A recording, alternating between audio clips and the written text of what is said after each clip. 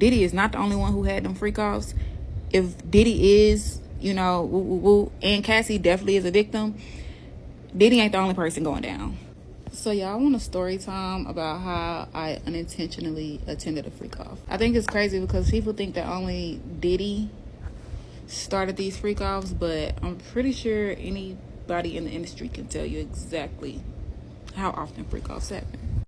Now this was back in like 2016. It was in Atlanta, Georgia. I'm gonna get straight to the point. Invited out by a group of people that were in the entertainment industry because I was a dancer and I had pulls and connects. I had so like anybody else that was in that time, everybody wanted to go to Atlanta. Atlanta was the Black Hollywood. So I go to this restaurant, nice ass restaurant. I made the comment that I was cold, and these people literally brought me a personal heater. Like, I mean, to me, that was something because I was young and it's like, okay, little old me. Okay. So fast forward that night, it was 3 men, and this is at the hotel. It was 3 men. I was family with one of them. So mind you, I was supposed to have 2 separate rooms. Everybody was in one room. I'm the only female in the room. That was the first red flag. I didn't care because I just knew at the end of the day, like, I could call up a female and it's Atlanta, like, come on now. Okay, we go to this party that I wasn't even intentionally invited to. It was like I was just a +1.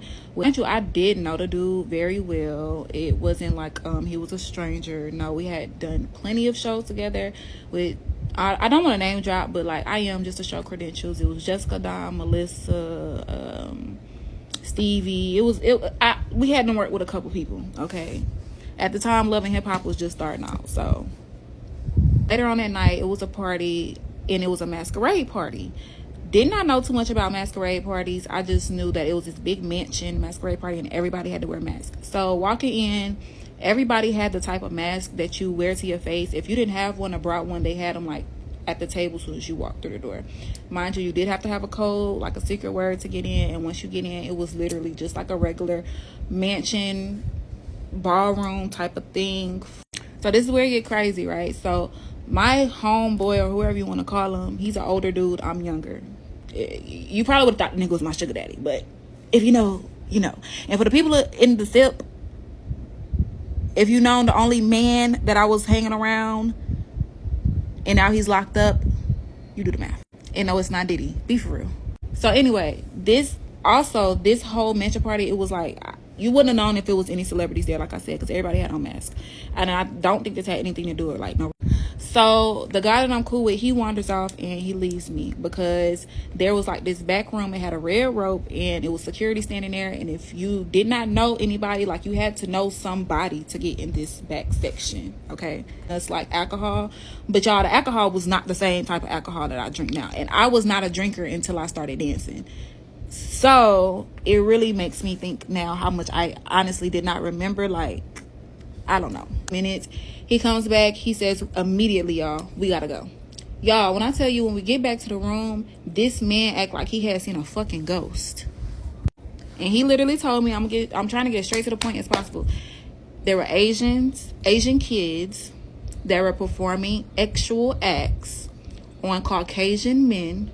There were Vietnamese or Asian kids, again, serving Uggs on trays, dancing on top of tables, basically entertaining these men. And it was different rooms. It was room after room after room with this going on.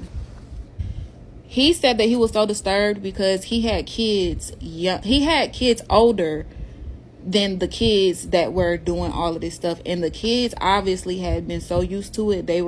So honestly, it had me thinking, if a grown man is spooked out behind what he saw, how,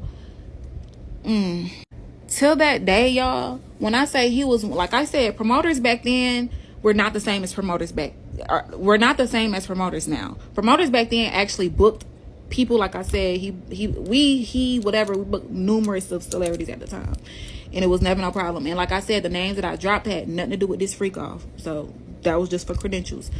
But he stopped promoting. He stopped doing music.